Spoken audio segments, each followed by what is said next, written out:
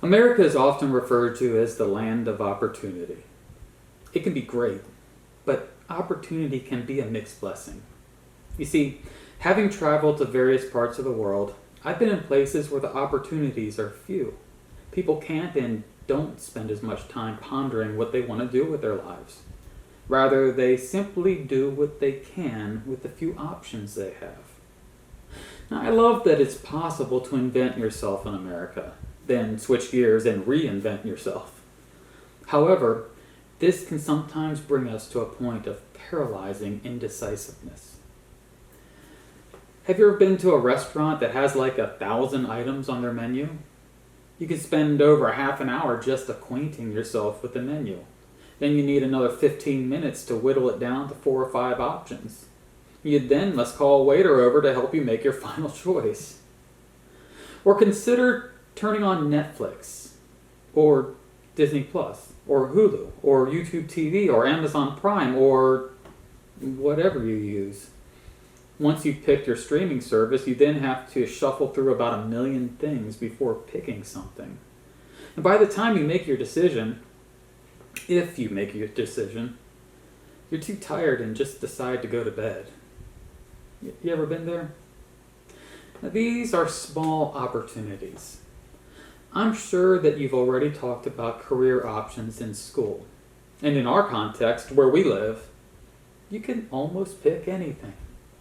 It isn't uncommon for young adults to change their major course of study 3 or more times. I changed or tweaked mine at least 3 times. And then beyond that, if you ask people if they are working in the field that they majored in, I bet that more than 50% would say, no. So what do you want to do with your life? What would you choose if you could excel in any skill?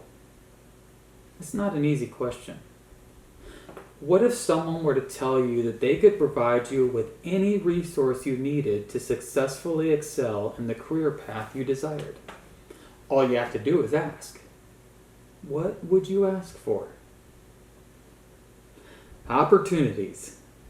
Sometimes I think it would have been easier if I was just told what to do and then focused on doing that well. In today's story, we will look at Solomon, his opportunities, and the choices he made. Early on, he passes a very important test question, but later his choices are not so good. Will you be able to tell the difference between good and bad choices? The difference is not as easy as you might think. During our Progress of Redemption study, we are looking at the whole story of the Bible. We've seen how the problem of sin has marred God's creation, and we are part of that problem. Yet God makes a promise to Adam and Eve that he will fix it. And he begins unfolding his plan with Abraham. It's a slow start, but God has never been in a hurry, at least not as we view time.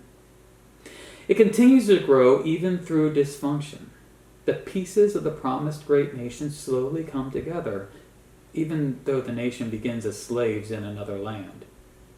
God brings leadership to move them and laws to guide them.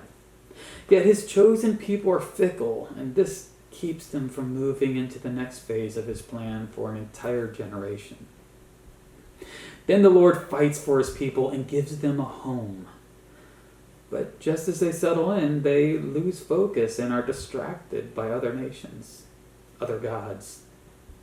This puts them on a roller coaster of ups and downs until the prophet Samuel pulls the nation together and leads them to act as one people rather than loosely connected regions.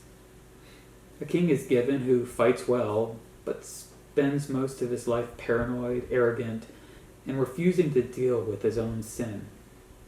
Finally, the nation is given a king, a messed up person, but a person who acknowledges his sin and relies on God's grace. This is a man after God's own heart.